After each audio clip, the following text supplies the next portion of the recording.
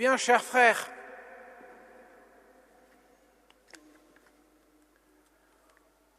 toi, tu es mon fils bien-aimé. En toi, je trouve ma joie, dit la voix du Père qui se laisse entendre dans le ciel lorsque Jean le Baptiste, plonge Jésus dans l'eau du Jourdain. Mes chers amis, c'est la première fois, et il y en aura 3, que nous entendons la voix du Père résonner dans le ciel pour qualifier son Fils bien-aimé. Tu es mon Fils bien-aimé. C'est à ce moment-là que le Père révèle ouvertement à tous que Jésus est le Fils de Dieu, est Dieu le Fils. Alors j'ai dit 3 fois parce que la deuxième fois, ce sera la transfiguration sur le mont Tabor. On aura les mêmes paroles. Tu es mon Fils bien-aimé, écoutez-le, dira le Père. Et la 3e fois, les paroles sont très différentes. On le trouve dans l'évangile de Saint Jean, le jour des rameaux, où Jésus dit « Père, glorifie ton Fils ». Et tout à coup, une voix dans le ciel se fait entendre « Je l'ai glorifié et je le glorifierai encore ». Mes chers amis, c'est donc la première fois que la Sainte Trinité est aussi manifestée en tant que telle. Nous avons le Père qui parle, le Fils qui est plongé dans l'eau du Jourdain par Jean le Baptiste et la colombe qui signifie l'Esprit Saint qui repose sur sa tête. Autrement dit, Dieu est manifesté. Nous avons la seconde épiphanie, la seconde manifestation de Dieu qui sera la charnière entre la vie cachée de Jésus, qui a duré environ 30 ans, et la vie publique de Jésus qui va durer 3 ans. Jésus va commencer son ministère, sa vie publique, l'évangélisation, ouvertement, à plein temps, pourrait-on dire, à partir de ce moment-là. Bien qu'il y aura un épisode de 40 jours où il va s'enfoncer dans le désert et sera tenté par le démon, comme nous le verrons au moment du début du carême. Mais là, nous avons une manifestation claire de la Sainte Trinité. Jésus est plongé dans l'eau du Jourdain. L'eau a 2 significations basiques, essentielles. C'est le seul élément naturel que nous trouvons qui a la capacité de faire mourir et qui est nécessaire à la vie.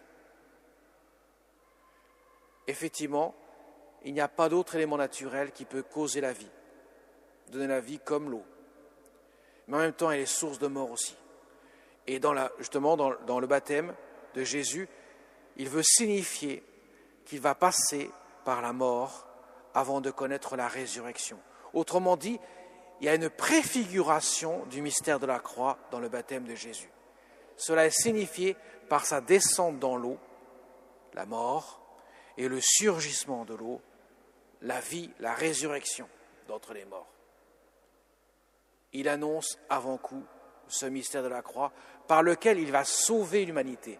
Voilà pourquoi le Père se fait entendre, il lui dit « Tu es mon Fils bien-aimé, en toi je trouve ma joie ». C'est par son Fils qu'il va pouvoir sauver l'humanité, ceux qu'il aime tant, l'humanité, les hommes que nous sommes. Mais le ciel s'ouvre, les cieux se déchirent, en quelque sorte signifiant que désormais l'enfer dans lequel les hommes étaient enfermés pour toujours à cause du péché va s'ouvrir et ainsi permettre au mystère du salut de s'accomplir.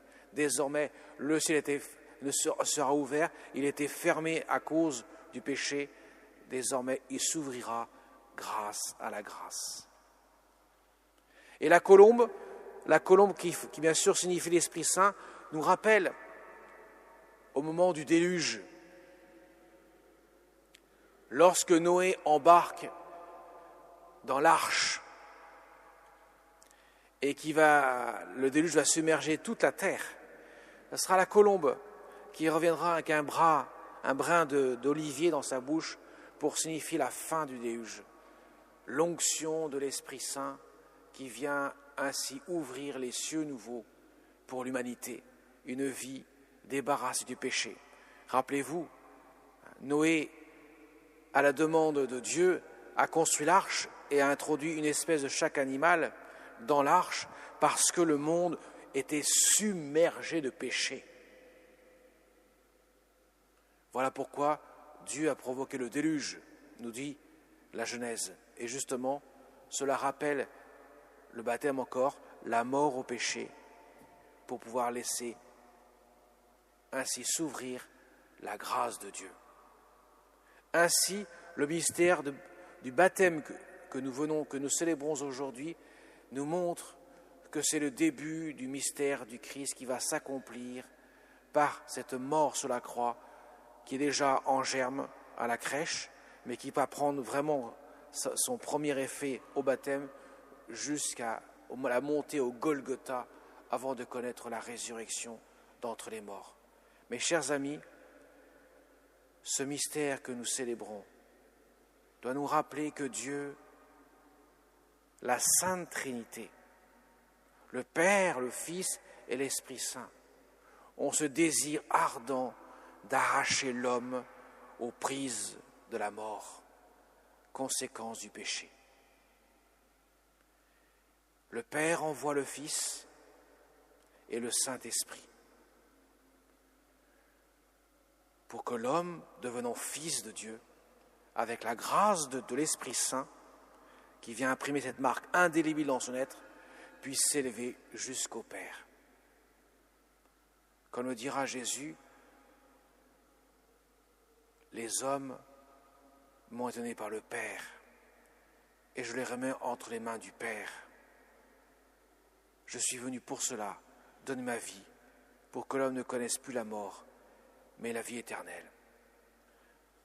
Alors demandons à notre Mère du ciel, qui a accompagné son Fils pendant ce pèlerinage terrestre qu'il a vécu jusqu'au pied du Golgotha, où elle va participer d'une manière intense et intime à ce mystère-là.